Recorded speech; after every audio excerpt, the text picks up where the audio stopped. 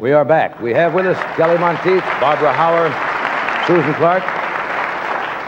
And for our next guest animal, we'll see what Joan has for us. Oh, I hear the oohs and ahs, but I don't know. Looks like the thing is set in the back of a car that sits in the... That is a bird with a very big beak. Yes.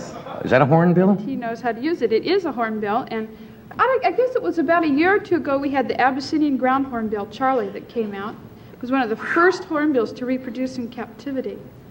And this is another type of hornbill, the Celanese. Look at the size of the bill on that. Very colorful. Is that a weapon? As he had dinner. Now, that could be a weapon. Now, this one has been hand-raised, and he's pretty good. And when he gets a little excited, he'll use it. Well, I don't want to get him excited. He's pretty good, actually. Where's he from? He's from Ceylon, and they come from Asia, Africa, and India. Now, he has a hold of your finger there. Yes. Now, actually, he has a pretty good bite with his bill, but he's more dangerous in that you notice how sharp it is. If he turns and he jabs you with it, I can see that. Smarts a little. What is the other type of thing on top of the bill? The top of the bill, that's called their casque. Mm-hmm. And the casques can be carved quite ornately and have been. Unfortunately, the birds it's really beautiful. have to be destroyed for that. I mean, the face and the coloring around the eyes. Isn't that? It looks like he has gorgeous? eyeshadow. Beautiful long eyelashes.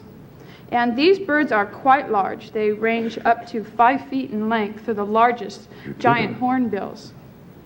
It's a good name for them.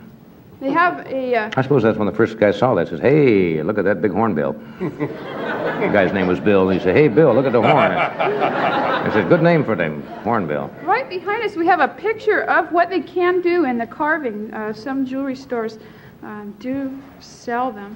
Well, isn't that kind of a shame to do that, though? Yes, in a way. That to me, you see, that doesn't appeal to me. Somebody obviously has killed the bird, you see, and then they take the bill and carve something like that out of its head. Now, we have the same... that just does not appeal to me at all. We have the same problems with elephants. You see, look what they've done, you see. It's with their ivory. Beautiful bird like that, and you kill them just so somebody can set something like that on their desk. That's ridiculous. Those times ought to be through. Well, people do that. There's quite a bit of legislation that protects most of our See, animals. if people wouldn't now. buy those things, the people themselves could, around the world, if they wouldn't buy sealskin coats, if they wouldn't buy certain things where they use whale products, you could stop all that kind of business immediately, or even ivory now. People shouldn't buy things made of ivory. Now, ivory is illegal. I know, but they shouldn't do it. And as long as there's a market for it. See, the poachers... I know it's illegal in this country, but the poachers will keep poaching as long as people go out and say, I want to... As long as there's a market, and all the people have to do is quit buying it, and they'll stop all that ridiculous business. Is this something for him to eat? I saw a tray of food here. Yes, we'll put it up here. Now, he loves strawberries. You got strawberries? Looks like you got orange, little meat, whatever. Worms and crickets, and here we have bananas. I don't know if he'll eat because I'm holding him. Are you hungry? Huh? Would you like something? I'm not going to hand feed him, I will tell you that. Here. You want something?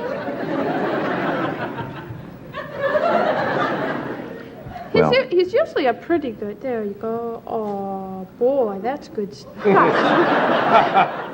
Well, he usually throws it to the back of his throat, so, he might have a hard time eating him the way we're holding him here. Would you like that? Let me take my finger, huh? How can he see it? Well, you notice how he turns his head. Now, their beak is useful in the length of it. Because of their weight, they can't get all the way to the end of the limb where the fruit is found. So that long beak aids them. Oh, I see. In well, it's a different situation for him to eat here. Yeah. Okay, he's very pretty. He or she? He. Now, one of the interesting things about this bird is that the male barricades the female into a nest where she lives.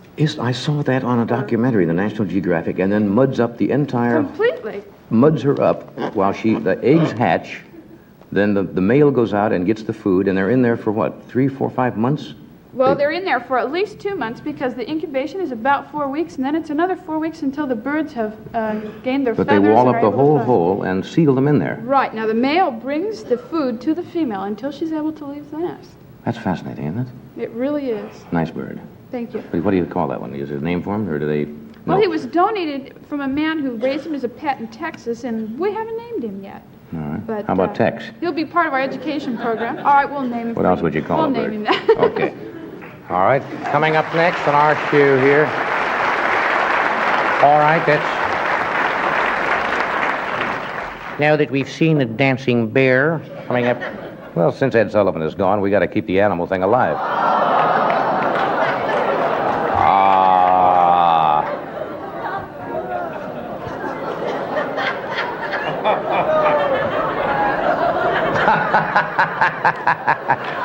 Wouldn't you love to put them in a baby carriage and then cover it and walk down the street and...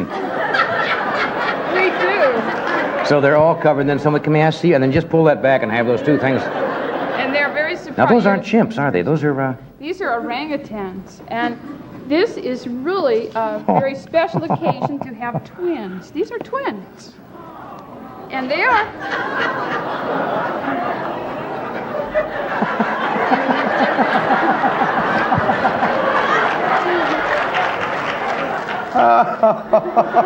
Oh, excuse me, I don't mean to laugh at your face. It's a very sweet face. It really is. Look at that face.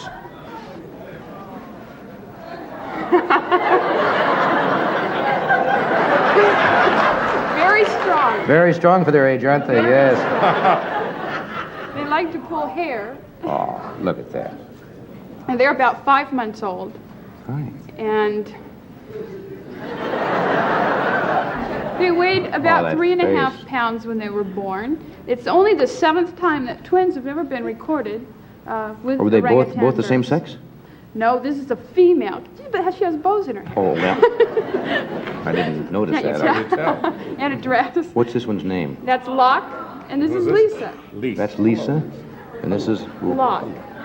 Look at the face.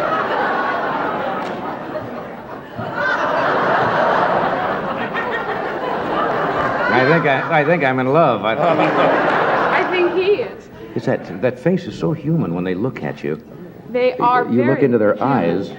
You really get attached to them. They are so special and so very intelligent, and for their age, very coordinated, much more so than a human Now, child. orangutans are basically tree-dwelling animals, aren't they? Almost totally Yeah, arboreal. they very seldom come to the ground. Right, and they build nests where they sleep at night, and they spend most of their time way up in the trees, Yeah. which is one of the reasons for their decline, because many of the forests are being cut down. They are endangered, and there are less than 4,000 of them in the wild.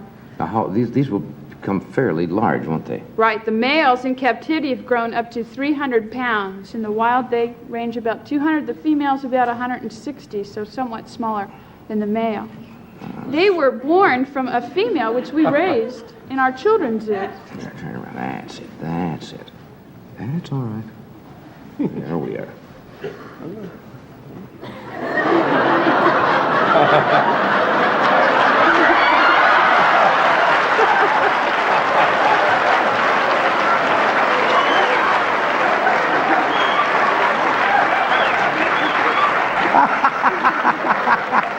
He looked right at me and went... Oh, they're adorable. They're very uninhibited. Oh. I think he'd go home with you. Oh. Actually, sometimes they're very picky about people that they'll go to. Oh. They only accept... Oh, they have strong little hands, don't they? Wait till Very they're a couple strong years little old. hands. He's real cute. Very strong little hands. You know, he could hang from my hair. Look, I don't even have him holding him. Now, see, He's hanging just from the hair. that's very important in the wild because that could save their life. They have to hang on to the female or a tree. Well, you've got a nice start on life. Okay, you have to go back now. Bye-bye. And you notice how Bye-bye. long the arms are. They're considerably longer than the legs. They use those like hooks in the trees. And they have Can he see me? I mean, Oh, yes. Oh, sure. And he'll laugh. If you laugh at him, he'll usually laugh. Will he laugh for you?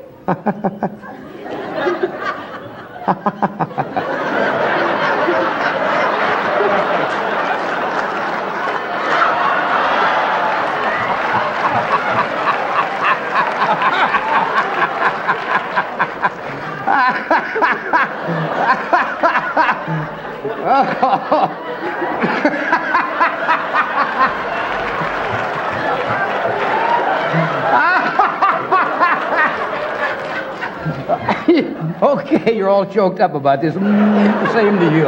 Oh, they're great. Thank you, Joni.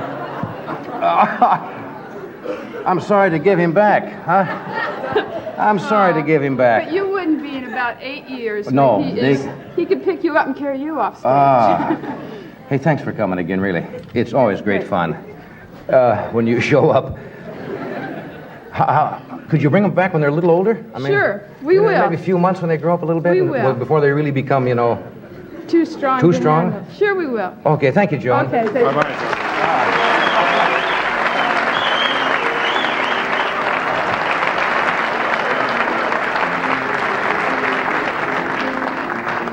Oh, God.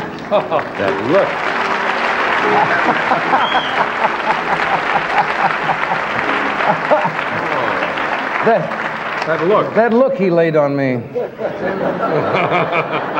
Gee. Crack up time. We'll take a break. We'll be right back. Stan Laurel, yeah. We'll be right back.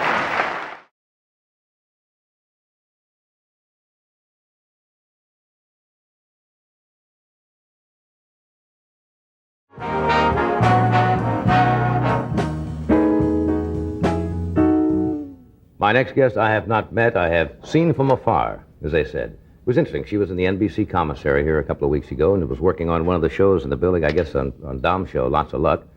And Mr. DeCordova, Mr. LaSalle, looked across the room and said, "Hey there," which they frequently do. And her name is Suzanne Somers, S-O-M-E-R-S. She's an actress and a model, and she has also written a book of poems.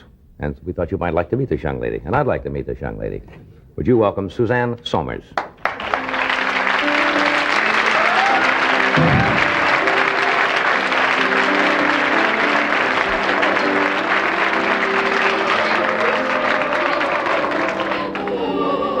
Come on. Come on, gentlemen, please. It's a young lady's first appearance on the show. Quit acting like a bunch of deviants. I was so paranoid that I was going to trip on that podium because I'm an ex-model, and I'm an ex-model because I twirled off the one runway. That's right, and you're never supposed to look down, are they, when you're walking along the runway? No, you walk straight ahead, but the reason that I'm an ex-model is because I fell off too many runways. Did you take some spells?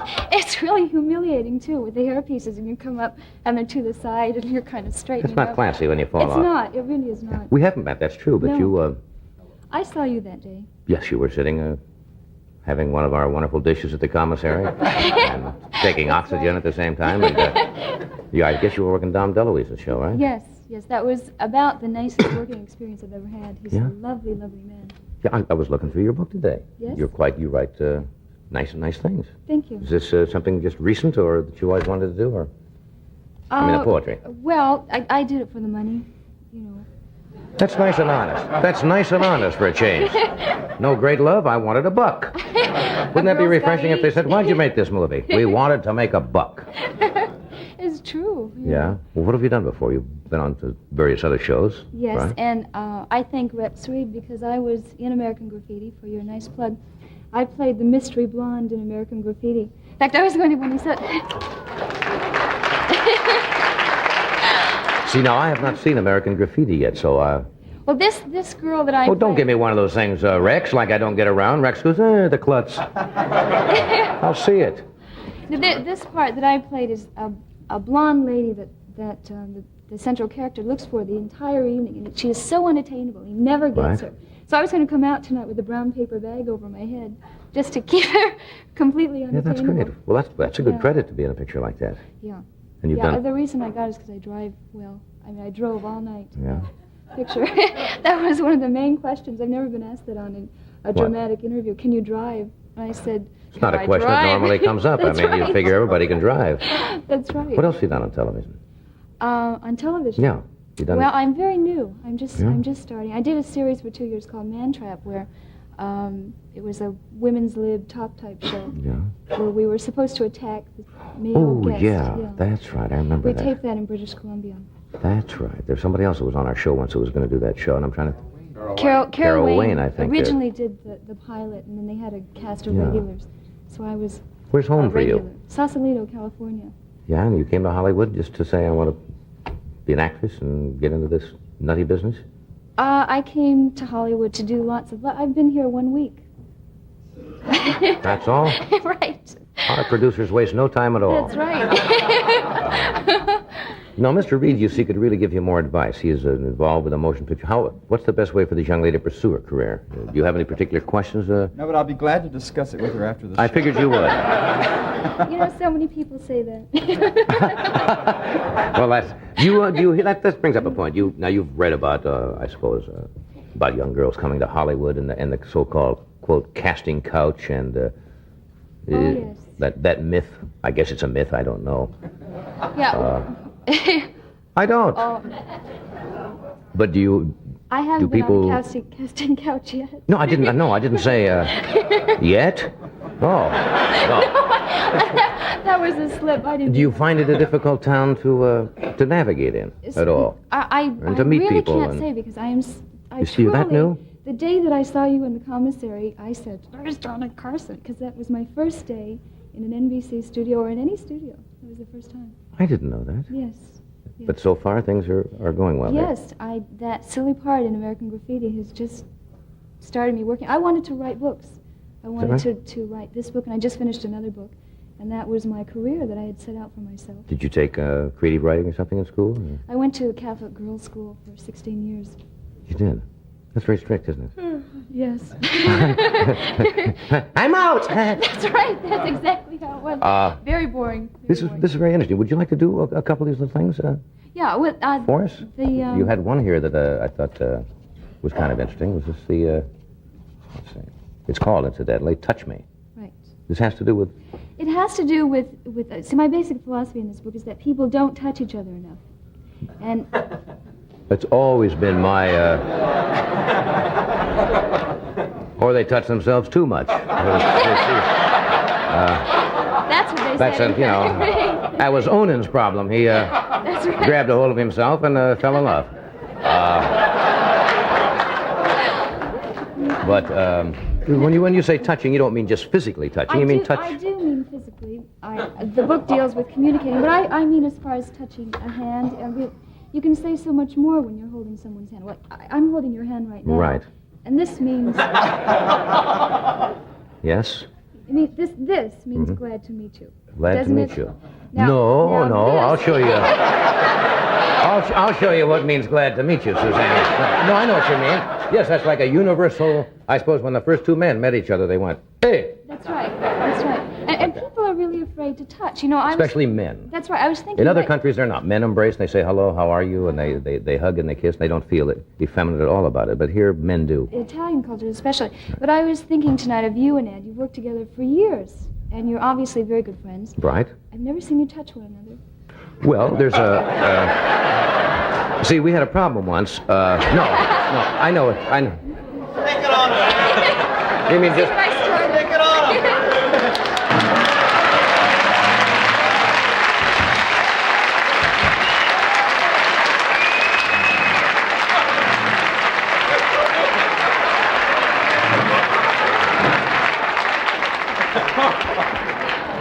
You're like a big bunny. No, I know what you mean. That's true. And you would That touch. gets an even bigger reaction in the comments section. Oh, yes. That's right. No, you're right, though. And you would touch different people in many different ways. Like, I would touch Ed McMahon much differently than I would touch you. Yes. Well, I was going to say that I would touch Ed McMahon more like a favorite uncle. Like a favorite uncle. Yeah, I think you're right, though. Didn't they have therapy classes there where they, like at the, what's the place in Southern California? Esalen, where everybody... That's in Carmel, right. Yeah. Now, my book is not a sensitivity awareness type book. This Mm-hmm. is communicating, and hopefully you've gotten through the fact that Right. we can touch one another by the time we get into this. All right, why don't you do one of those little... I would like to read one about beautiful girls because there's a myth that we have a minute and a half here. Okay, in this spot. Can you do it? Okay, now? yes, I can do it in 30 seconds. That beautiful girls have it so easy. There really, there's some assaults to being a beautiful girl. There are rules for beautiful girls to abide by. You must notice other women, or you're a snob. And you must let their men alone, because every worthwhile man belongs to someone. So men stand back in deference to their wives, and women stand back to watch their husbands.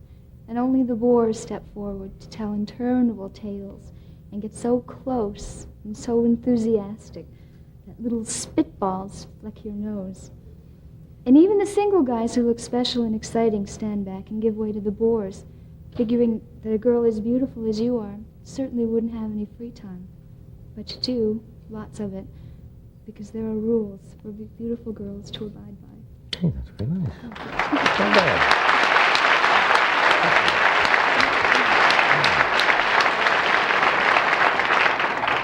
You ever get lonely? No, I didn't mean that facetiously. Everybody gets lonely when you're in a crowd sometimes. Oh, sure. I think, especially in a crowd. Yeah. I mean, is there time to show you the different ways you would touch people? Do we have, No, sir. Oh. No, sir. What do you mean, no, there's not a way to show how we can touch? We should end up touching tonight and have some kind of communication. We'll come back and touch.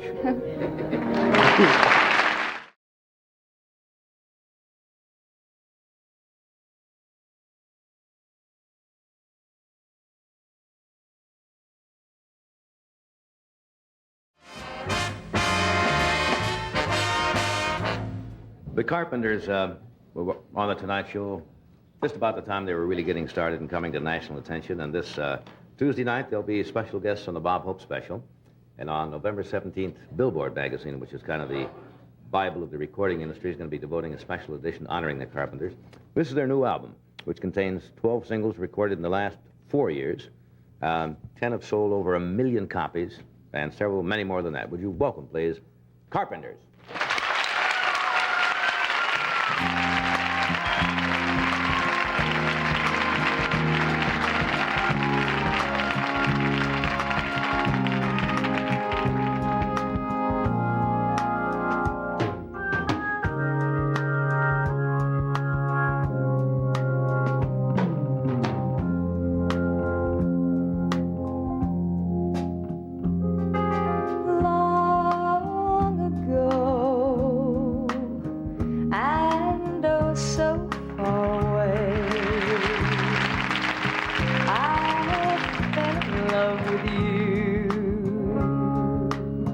Before the second show, your guitar, it sounds so sweet and clear, but you're not really here. It's just the radio.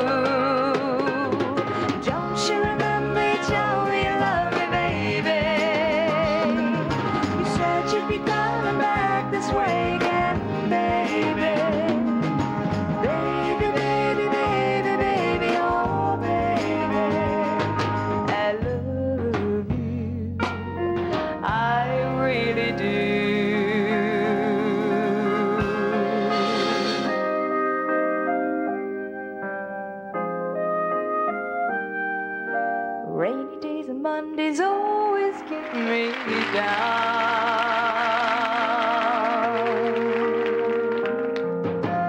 What I've got they used to call the blues. Nothing is really wrong. I'm feeling like I don't belong. I'm walking around some kind of lonely clown. Rainy days and Mondays always get me down. Funny, but it seems I always wind up here with you. It's nice to know somebody loves me. Funny, but it seems that it's the only thing to do, to run and find the one who loves me.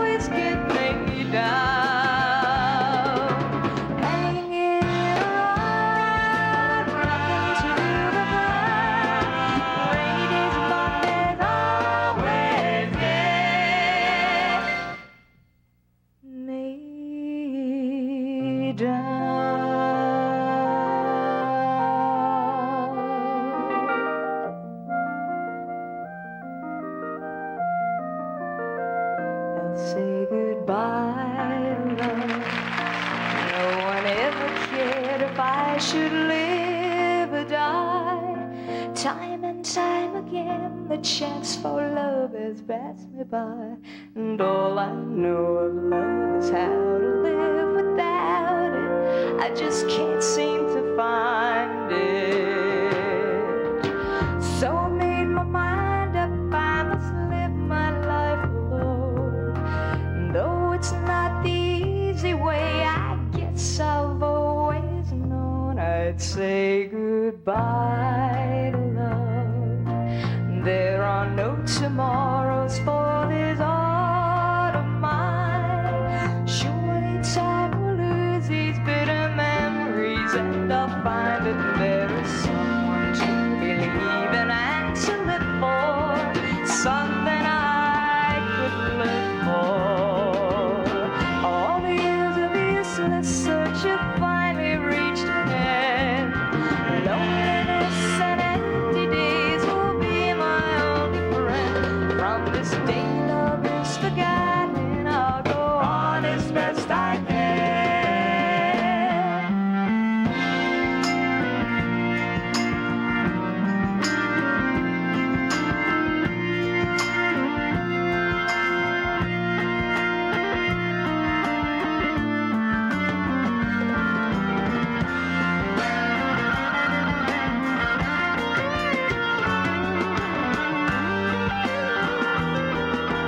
What lies in the future is a mystery to us all. No one can predict the wheel of fortune as it falls.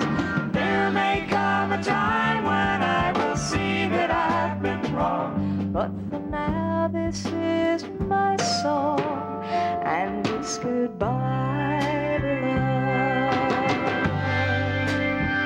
I'll say goodbye to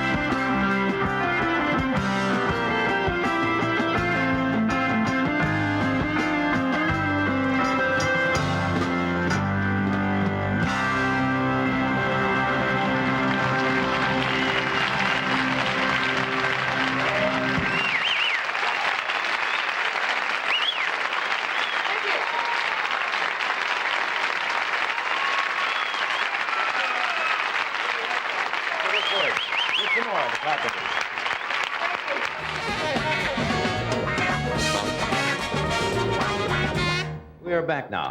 Hey, it's good to see you again. Hey, hey, hey, man. You said something usually, when you first started, you sat at the drums all the time. Now you're standing up more. You miss sitting back? Well, yeah, they finally got the message across to me that they wanted me to get up. But I was the only girl in the group, so they were looking at me. Yeah. For some of the songs, she says. Yeah. Plays the drums. Hey, it's so good to see you. You've had such a tremendous success the past few years. It's just Thank you. been incredible and well-deserved. You're on the road a lot, and I understand you have the same problems. You work, what, 6 out of 7 days most of the time? Just Oh, yeah, about, when we go out on tour, it's 7 days a week. Yeah. And do all the things happen? The luggage doesn't show up? The instruments don't show up? Not long ago, we played Notre Dame the day of the USC Notre Dame game. And we flew in late because we couldn't get a motel reservation because everything had been booked up. Right. Like a And year in we- advance. They take. We played the date, and then we were going to fly to Evansville that night. Right. And we lost an engine. We have a charter, a 2-engine plane. And then you lost an turboprop, and we engine? lost an engine. And While we just- were in the air. Oh, yeah, while we're... And you know, he landed it, did a terrific job, but still... Luckily, the screaming probably covered up the noise. Right. Well, we Didn't hear it. It was a good thing, you know, because we didn't know about it. You know, we heard a power cut, but this was after we went to Notre Dame Right. and had an accident. It was a great day. And then we did the concert and got on the plane, split, and we And were like lost in the the engine. air about a half an hour. And We heard a power sudden cut. drop in the sound on the right side, and then the pressurization went, and our ears Right. started to plug. But Nobody Everything really was knew, okay. you know, because they didn't want to tell us because it would be instant. when we landed and we Panic. saw the fire truck, you know, and then we got off the plane, and the men were in the funny suits, you know, Yes, asbestos. asbestos. We figured not nice. You know, That's they're gotta gonna shake you a really little take bit. care of the Oh, luggage. yeah. But, I mean, on the road, you know, it's one thing or another all the time. Yeah. I'd rather stay on the ground. There was Except some- it's not safe down here either. Yeah. There was some talk a while that you were going to do your own television show. Are you going to proceed on that, or are you giving it up, or what? The special or? No, just as a regular series that you were going to do. I didn't think, we really don't, never got into that because Yeah. it takes, I'm telling you how much time it takes, that's No, right. I understand. But we like playing in concert, and really the concerts and the recording Takes up all our so much time. time. that Yeah. We really wouldn't have the time. Even though I'm in television, I think sometimes you miss on television. You can't really get the sound. There's nothing like an in-person concert, I think, for Oh, music no. to get close to the audience and let them hear the whole thing. Yeah, Right. it's like even from here to there, it's too far. You know, move them up. But then there's no room for the cameras. What's a gold album mean? Does that mean 1 million? Okay, $1 million in sales is a gold album. How many That have you means got it's now? about Is it 440,000 Right. albums. Now, we've been lucky enough to have each of our albums, except the first one, sell over 1 million copies. Yeah. Now, the close That's few albums incredible. sold about 4 million copies, and the others have all sold. That's really incredible. Oh, it's have No, all, Thank all you. sold over 1 million. That's a platinum album. When you Platinum. A million when you get units. 1 million units that's of an great. album sold. Can I ask you a rather dumb question? Sure. With the success you've had, are you happier now performing than you were, say, when you were just starting? You know what I'm trying to say? Oh, yeah. You're just busier, happier. Yeah. A lot of pressure. You know, Well, that's we're what happy, that's and what this I is meant. what we Sometimes wanted. success doesn't always go along with it. No, I mean, things were a lot more, you know, There like, have been a lot of groups, as you know, that have come up very quickly, and all of a sudden, because of that sudden success, yeah. it's disappeared very we're quickly. trying to hold our own, you know, but there are a lot of pressures, you know. Yeah. This is what we wanted to do, but Yeah, well, when you say, when you try and get a recording contract, and then you finally get one, and you say, oh, now all I have to do is get a hit. But you really don't know what that means until it hits. And then it kind of, Then you want to get You the can't album. really and then you gotta call do it. you that. hardly can get a job before you get a hit. You You know, can't. you're lucky, you know, if you get a thing here or there. Then the hit record comes along, and it's what you wanted, and all of a sudden the bookings start, especially if you sell albums. Right. And then they say, well, if you enjoy it, you know, you have to have a follow-up. Isn't And it you funny how you say- run into all the people who said, boy, I knew then. Oh, yeah. oh, sure. You they're all found over. friends real quick. You know, it's once it happens, you never really know how it happens Yeah. or when, but all of a sudden you go from here to here, and you're like, there's no stopping. Yeah, well, the main thing is you still look like you enjoy performing, and that Oh, comes it's a over. Oh, and yeah, that's, we love That's the it. whole thing. Let me interrupt a second. Then you're going to do another thing, right, for us? Here's a day, a typical day. Yes, I have it right here. In the life of a lumberjack that you've been asking about.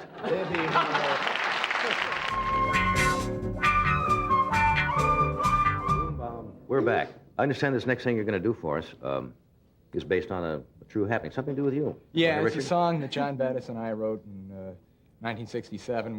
We had a group, and we were trying to get a recording contract, and we weren't getting too far. And, Nowhere. We wanted to make some money to pay for some tapes that we wanted to record, so several of us worked for about 3 months in '67 at Disneyland. And they assign a guy to you who's actually your boss, but they call him a talent supervisor. Right. And we did not get along. Our attitude wasn't too good, and so we didn't get along with him too well. And he fired us, and we wrote a song about him. About this guy who Yeah. scanned you? And- Good. Retribution rears its head. Okay, you all set? You want to run over Sure. and join the group? Here are Karen, Richard, the carpenter.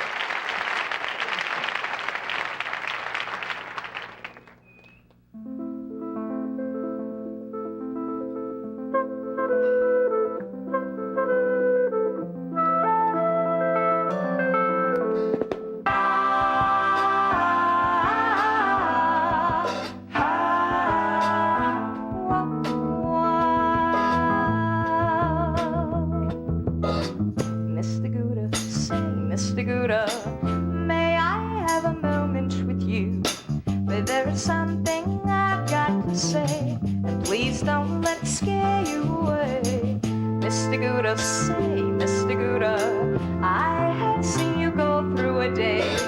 You're everything a robot is for, clocking at 9 and roll out the door at 5. You reflect the company image, you maintain the rules to live by.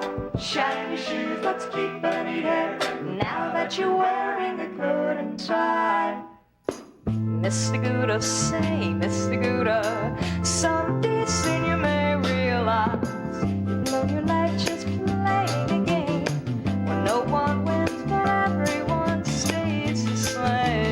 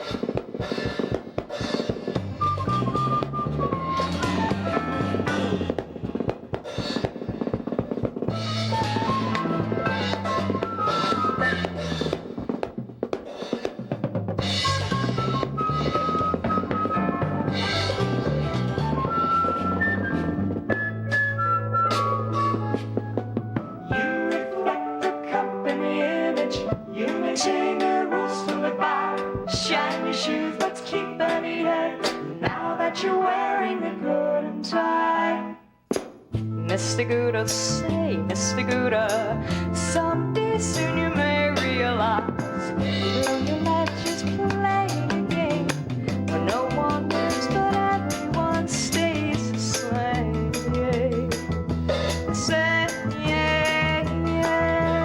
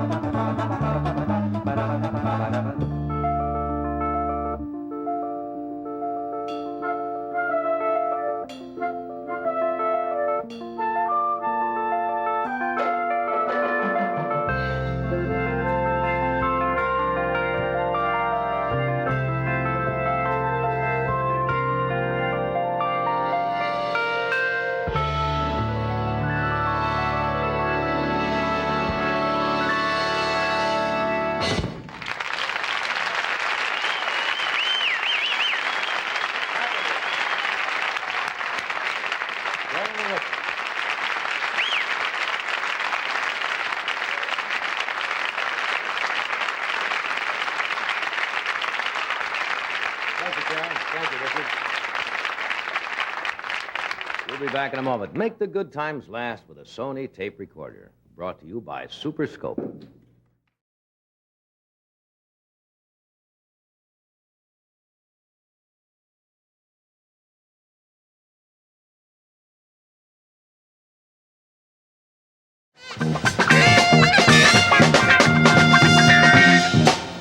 We are back.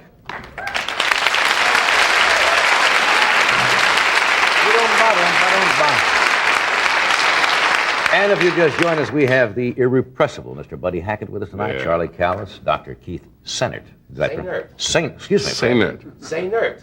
Sainert. Say nerd. Say nerd. Sainert. Say nerd. That Dr. is with us. And we'll see us Sometime. presently. And Roz Clark and this lady, whom I really adore. She was a superstar, I think, before that word was used out here in Hollywood, and she's really kind of been away from the screen for about 8 years. But if you've seen any of her pictures, she's an incredible actress. Here's some: Roman Holiday, Sabrina Fair, Funny Face, Love in the Afternoon, Breakfast at Tiffany's, The Nun Story, My Fair Lady, and we could sit here and read a long list. And this is the first time she's been on the show. And would you believe I'm a little nervous? Yes. Really? What? Not to put you down at all. I mean, I would believe that because I would feel the same way. She's kind of very, very special. She's a special lady. She's delicate. Not you. Yes, that's the word I was going to use. Delicate. Delicate. Would you welcome, please, Miss Audrey Hepburn?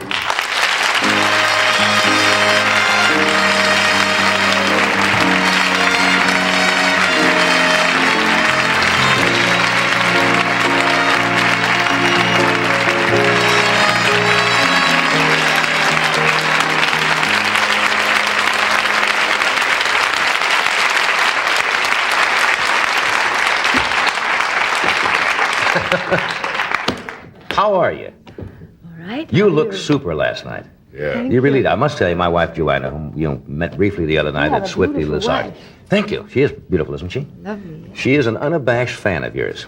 Absolutely. She wanted me to tell you that. Thank you. Privately, now I've done it publicly, it'll probably embarrass her. But you gave that show last night a lovely, lovely quality about it. And you don't appear too much in public anymore, do you? I mean, you've been away from the screen for what, really, about About 8 years? 8 years. And now you've done Robin and Marian with Right. Sean Connery. Yes. Yeah. Did you miss it at all? I mean, Well, I had so many other things to do, which I liked so much. I didn't really miss it, no. yeah. I would guess it was you're fun, rather. though. I would guess you're a rather private person, aren't you? Yes, I am. And can stay away from. That's why I'm sitting here with everyone. Well, no. Well, we were delighted you're here. I have not seen Robin and Marian yet, but from the people I've talked with who have seen, they You can see it tomorrow. Really? Is it official opening tomorrow? Tomorrow, everywhere. All over the country? All over the country. Yeah. This is back in Robin and Marian. You're talking about Robin Hood and Maid Marian, right? That's right. What? Do you always do the gesture when you say his name? The little bow and arrow gesture? I think that's nice. Robin Hood. I think that's good. I was just saying that for a moment, as I told you, I was a little nervous having Audrey here today, and I was trying to think of Robin Call him Hood. Robin I'm Bow much and more Arrow. nervous than you. No, and I couldn't think You're of... used to this, I'm not. I'm not Imagine used to how having I you here, feel. though. How do you feel, really? Huh? Well, your hands are cold, so am I. Mine are a bit clammy, though. No, they're not clammy. Okay. And even if they are, who cares? I met your husband. You're married to a psychiatrist, right? You think we should hold hands while you talk about my husband? No, I wondered if is a psychiatrist able to... he may find some deep meaning there that I'm not aware of. They say that it's like being married to a doctor. They say that they find it difficult to handle their own problems sometimes. But having a psychiatrist as a husband, does that mean that if you ever have little spats and frictions, as we've all had in our marriage...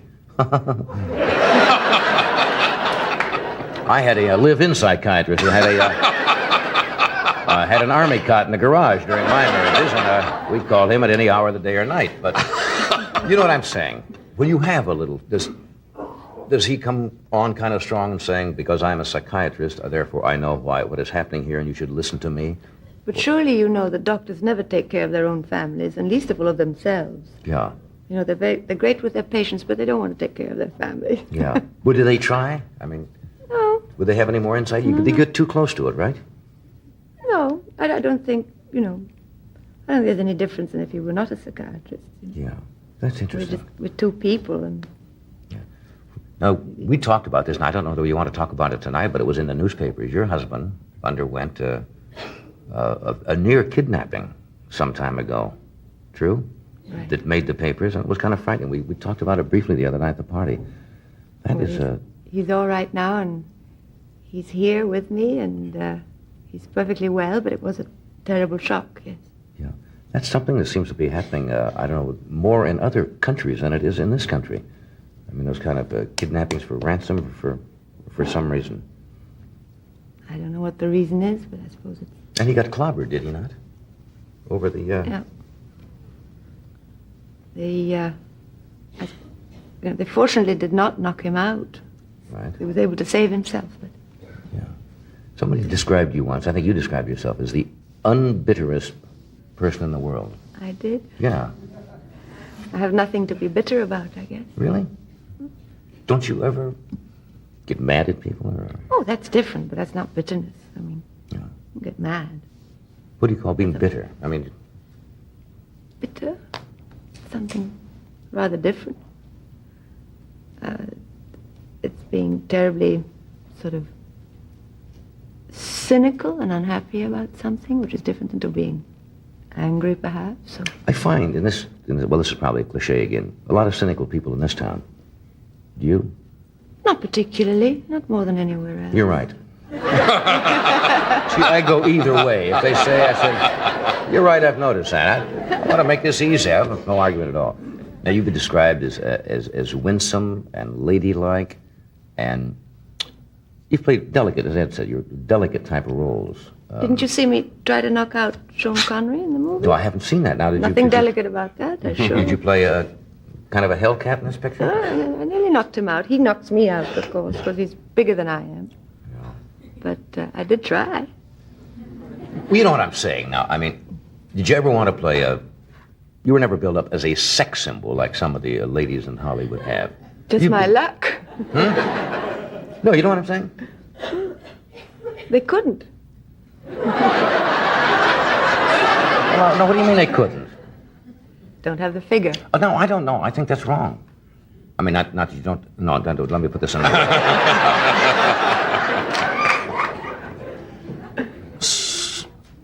Sex. I know where I'm going. You don't really think that somebody to be sexy has to do with just the outer appearance, seriously, do you? I wouldn't know about that. I mean, that's up to the others to decide. Well, what do you think, Ed? About you, John? No, not about me. What I'm trying to say is I think sex is an inner quality. Yes. A woman can have a lot of sensuality. Let me tell you, as far as I can see right here, she's a very sexy lady. And that's what I'm talking about.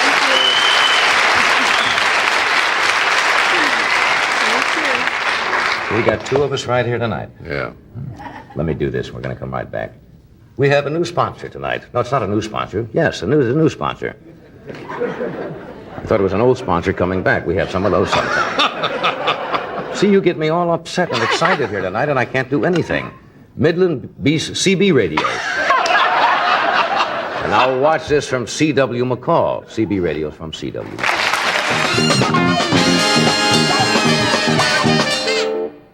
We are back. Thank you, Doc.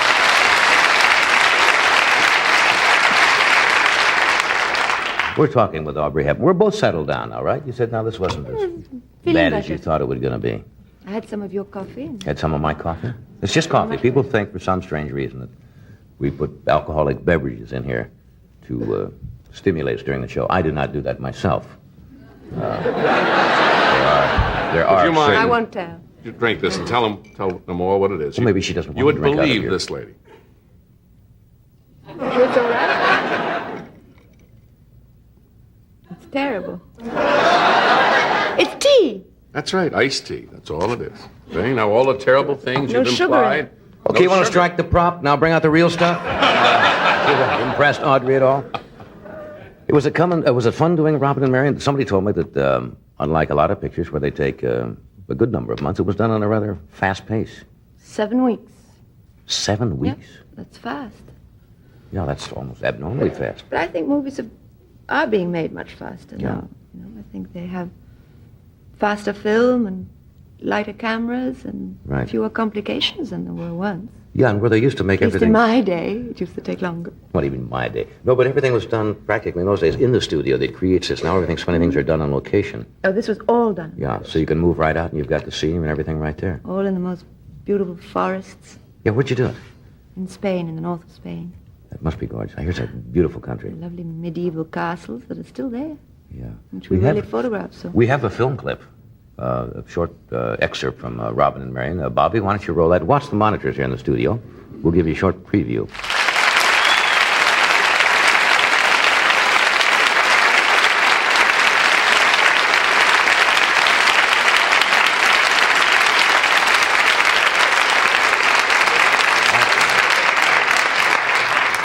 You just jump off of that screen. That's a lovely scene. It's nice to see an old-fashioned love story. Reminds me of my days in Nebraska when we used to go out in the wheat fields.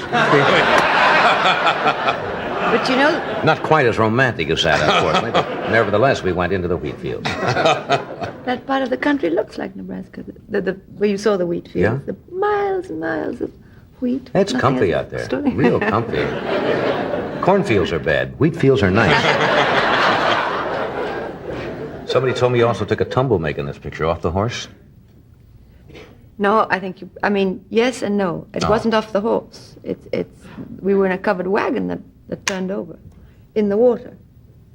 And I don't know if you've ever been in a covered wagon that's toppled over in the water, but it's very hard to get out of.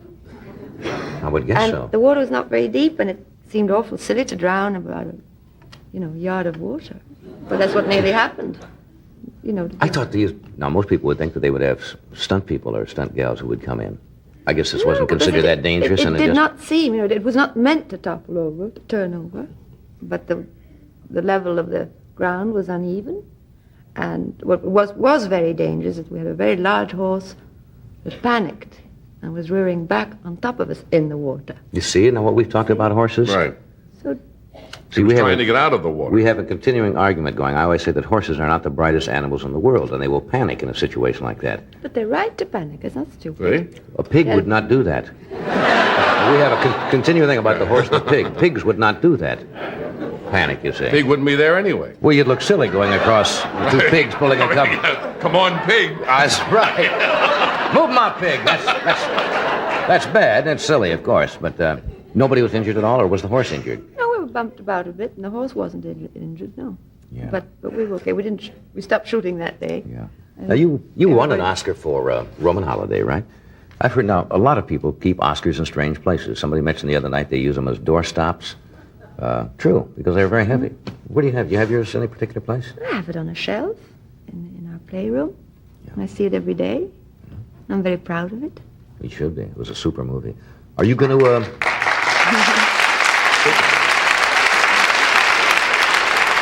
Are you going to be more active in pictures now? I don't know, because I'm very active, as we've been talking about before, with my life at home. Right. So it depends if, there's not so much the time, but the place, because right. Pictures today, as you said before, are made all over the world, and it does involve leaving home, right. Which I don't feel like doing. So if you find something that you like to do, if it's in some way possible, perhaps near home, then perhaps I can. Hey, I thank you for coming tonight. I know you don't do many of these shows, and it's a delight to have you here. And you're going to be here for about another week or so, you said, around the country? I thank you for being here. I hope you had fun. Thank you. It was a great kick for us. Goodbye. Thanks, Audrey.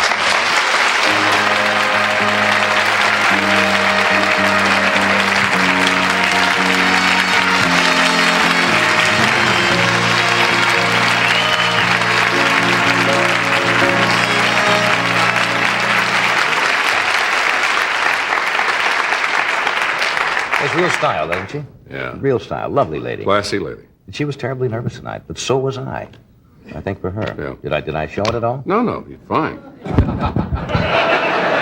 I like particularly the part when you couldn't remember Robin Hood's last name. I thought that was Robin. I think that's good. It's Robin Hood. I think that's good. Didn't you ever do that when you Yes. can't think of something? Yeah. You visualize Yeah. it and you Robin Hood. The guy with Try this, Mohammed. That's Okay, we're gonna be back with our guests and some more show. Who do we have as guests, you ask? Well, we have Buddy Hackett, we have Charlie Callis, and we have Dr. Keith Sainert.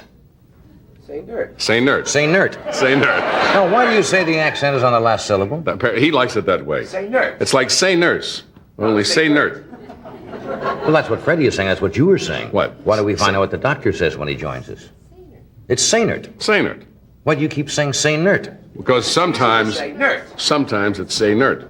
No, it's not. Not to the doctor. According to his book, it is. He's not a doctor all the time. What has that got to do with It says on the book. Look at the book. What does it say? By Keith Sainert. Nobody mean over here. What? Sometimes. I think it's time for a station break. Well, I'm going to ask the doctor when he comes out, because that man should know, because he's a doctor. What do you two guys know? What are we going to do? Commercial first? Commercial. Right. Okay, and then we'll be right back here with Buddy Hackett. Charlie Callis and Dr. Keith Sainert.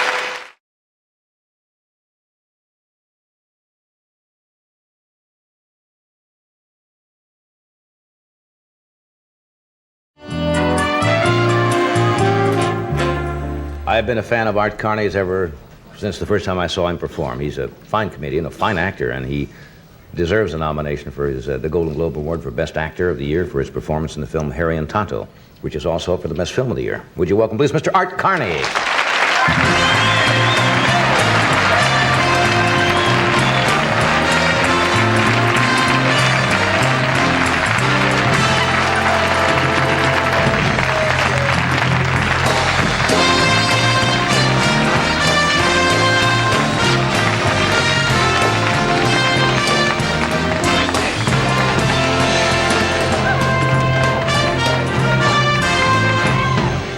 I should have known. Why? I remember the last time you were on the show was the night we had Burt Reynolds on and Dom DeLuise. We were throwing eggs, and you came in with no trousers on that night. It was a full moon. That was a full moon night. What makes you think I got trousers on tonight? What are you wearing on the thing here? Well, they make. Actually, I was. I had a nosebleed. Seriously. Yeah, you were going to be on the show about a month ago. What do you want me to look? No. Where's the nosebleed camera? And you were booked for the show. You saved these? Yeah. And they kept me there for a week, and it kind of scares you, you know. The thing lasted about 18 to 24 hours, and they tested me for high blood pressure, and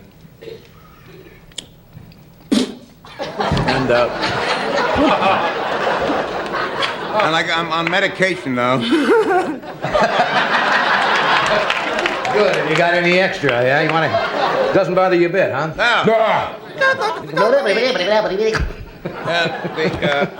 they got me a room near the hospital, and they seriously, they put me on this high blood pressure medication that has affected me a little bit. I get the dryness in the mouth, so I carried these little cough drops. The cough drops. Right. No, you missed the pocket. I beg your pardon? You missed it.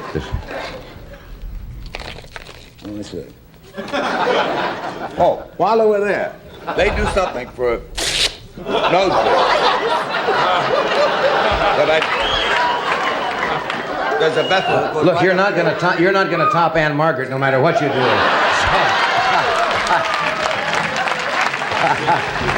No way. Yeah. No, but that's true about the nosebleed, and it was kind of a serious thing, right? And it scared me. Anyway. Luckily, they have a hospital right near NBC here. St. Joseph Medical. Which they had to put in when they put in the commissary. It was also a law. I think that there has to be a hospital within a reasonable distance. I got there. This is for flatulence. You mean it helps it or it gives it to you? And they got me a room near the hospital because, you know, in case the thing flared up. And I was watching the show a little while ago, and Shirley called me up and said somebody had to drop out or something. Would I get over here? Well, this is the way I look at the show every night. And I was lying in bed there, and actually about 15 minutes ago, I was thinking about Moose's meatballs. You had a yearning for Moose meatballs. Yes, I called up the deli and said, do you send Moose's meatballs to go? With the raisin cake toasted and coffee light. And I said, no, they didn't, so I'll get over there. And I saw her dance, and I just stopped thinking about Moose's meatballs. Yes, gotta pick you up. Did you look good? You looking good shape. You look good now. Well, I had a hot flash about 10 minutes ago. It brought a little color to your cheeks, didn't it? So, anyway, I did what I could to get over here as fast as I could. Well, I'm sorry about the outfit. No, I think you look stunning. That's the way it goes. I think you look stunning. How do you feel generally? You get things occasionally? I feel pretty good now, and I lost weight, and I think one of these pills that I take in the morning is a diuretic, which, well, it takes the fluid. Takes water out, yeah. Something like that. And the other four are yellow. Yeah, they move. They're moving. Moving pills.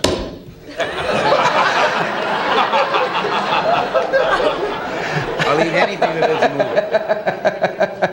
But they do. Then the doctors always say, well, after a couple of weeks out, it'll level off.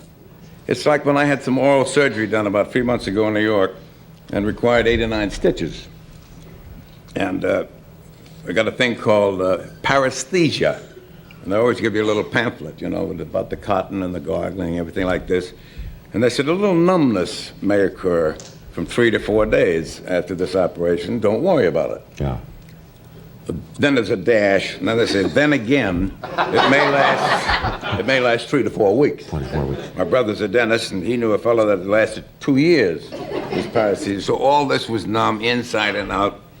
I don't know why I'm talking about my ailments, but I'm actually a pretty healthy man, and I've had things like, these are all legitimate ailments called Osgood-Schlatter's disease.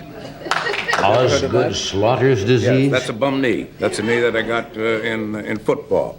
Why? I've got a thing called angioneurotic edema. Edema is fluid in the... Right, angioneurotic edema. Now, you can get, the first time I got this was in the lips, and the lips swell up like that. I've had it in the eyelids, in the ears. You can get it any place.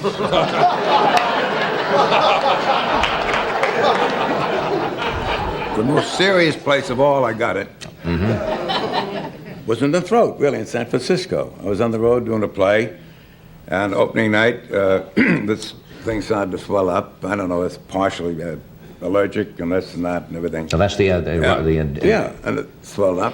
And then the next day we had a matinee, and I'd had my breakfast, and I was talking to my wife, and I said, well, it went pretty well last night. I hope the people in the front row didn't notice the fat lip. And I got talking, and pretty soon I was talking like this and everything like this. I said, what's the matter with me now? And I couldn't talk. And this thing had hit the, I don't know whether you've had this happen to you. I hope it never does happen to you. Hit the vocal cords, hit the voice box. And is there a box down there in your voice? That's what they call it, the larynx. The larynx. And all of a sudden, I'm talking like this. And they got me to a doctor. Do you want some of this? No, thanks. No. And they got me to a doctor. No, it's a little witch. This is witch hazel with a little oil of wintergreen and a twist. And a twist? That's all. I'm in a wagon. You know? Are you sure you're not a hypochondriac? That I am. Well, what happened to your voice? I mean, go on. Well, they got me to a doctor very fast because there was no pain attached to it. I couldn't talk. It was just like a whisper. And this doctor put adrenaline in one arm and some kind of cortisone in the other, which sped up the cortisone. And, of course, I missed the show that night.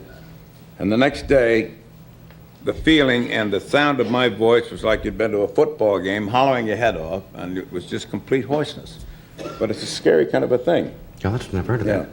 And I've never heard of the other thing you had, Sawyer's syndrome, or Osgood's problem. That's the knee. Oh, yeah, well, this is the bum, like, this was in 1944 over in France. Oh, really? Shrapnel wound, yeah. Oh, I didn't know that. I also have a hiatus hernia, which is right in here. Otherwise called a diaphragmatic hernia, herniated diaphragm, or an upside-down stomach. Well, I'm this is certainly glad you're here tonight, I think. This is serious, too. They don't like to operate on this. The upside-down stomach? Red Skelton was operated on this. This is a thing that can happen when you eat and the food or liquid doesn't take a normal course. And goes round and round and comes out here. And you wake up and you throw up for about 9 months. That's weird. I've never heard of some of these things. I've got another thing. Neurodermatitis is another. Go ahead. Neurodermatitis? Contact dermatitis. I worked with them in the Midwest once. Neurodermatitis. Yes. Opening act. You remember them, Frank. Dermographism is another thing What's that? I'm subject to. Conjunctivitis. Well, I know what that is. That's in the eyes. Yeah, that's why you do that all the time, isn't it? No, that's just a nervous habit. Oh, is it? That's Sawyer's syndrome. Osgood's knee. You could make a soap opera, just out of you alone. We'll take a short break. We'll be right back.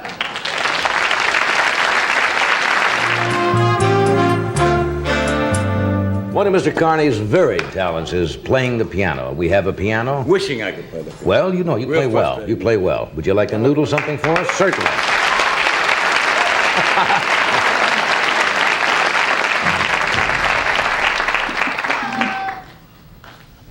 Well, you probably hear If Tenderly a September Song, and then I do it every year.